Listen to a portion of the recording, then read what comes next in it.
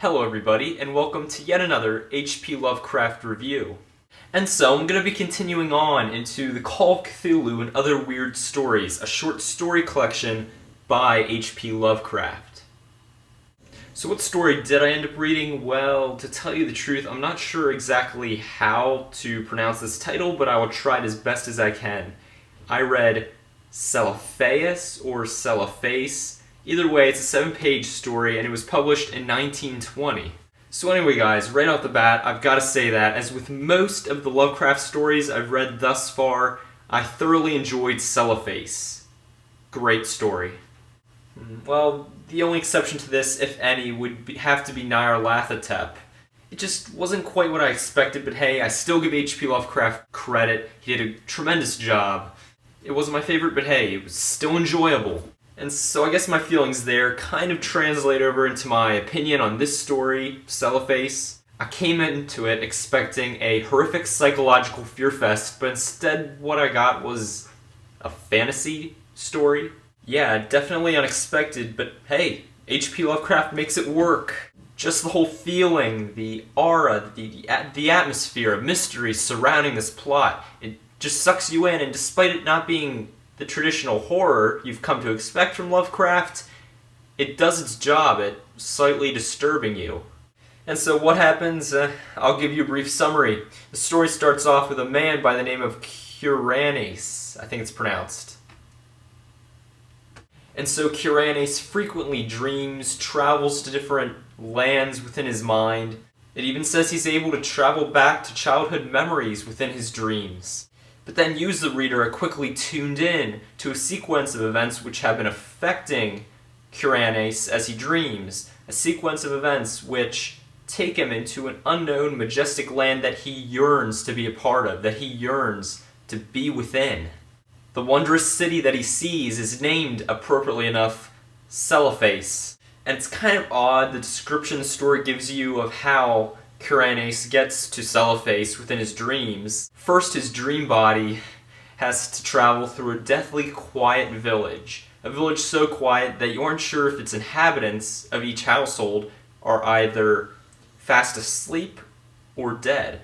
Then he has to plummet into this dark abyss when eventually a rift opens up and the city of Celephaïs is displayed in all its glory. Now, Kuranes always seems to fall short of entering the city. He always seems to wake up at the last second. Now, this is extremely frustrating for him. He wants to get into, quite literally, the city of his dreams. He gets so desperate that he eventually decides to take these drugs, which basically put him into this dreamlike stupor. He travels to all these fantastical lands, yet he never successfully visits his ultimate destination. His hopeful destination, Celephaïs.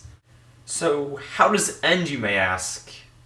Well, read and find out. Hey, spoiler-free reviews! Honestly, as I said, the story is only 7 pages. I mean, for such a short length, the reader sure does get quite a bang. I'd have to say, to all of you fantasy buffs out there, check it out. I mean, no, the story may not be on par with many fantasy stories complexity-wise and character-wise, but Lovecraft makes up for this with the idea of a sprawling dreamscape, a land to each their own, always changing, tangible yet intangible. That's what adds to the wonder of this story, that's what it's all about. And then a healthy dose of mystery is added to really give this story some depth, really gets the reader thinking. It's what I like to see. Hell, the one thing, if anything, that I've come to expect and adore from Lovecraft's writing, not including the copious amounts of detail, which, yeah, it is impressive, but the thing I'm hinting at, the psychological concepts. As with all of the Lovecraft stories I've read as of yet, the main character suffers from some degree of desperate confusion and mental torment. That's what makes this story so lifelike and relatable. You know it's fantasy, you know it's fiction, yet you still question it at the end of the day. He portrays the main character as being befuddled as hell, yet you as the reader are experiencing somewhat similar emotions in that respect. You turn the last page of the story, you sit, you ponder, you think. You feel as if you know what just happened in the story, yet you aren't so sure, questions arise. That, my friends, is horror at its best, when the author plays with the reader's minds. But I'm rambling on. If you, viewer, haven't read any H.P. Lovecraft yet, I heartily recommend you do. I believe it will broaden your vision and scope of literature. Yes, he's a master horror writer, yet, shall I say, he's a master of the written word as well. And so I would have to give Celephaïs by H.P. Lovecraft a 5 out of 5. Highly enjoyable read here, folks. It just shows the range of H.P. Lovecraft's abilities. As always, please like, comment, and subscribe if you enjoy what you're seeing. Helps me out a lot, so just give it a little click. Catch you next time, folks!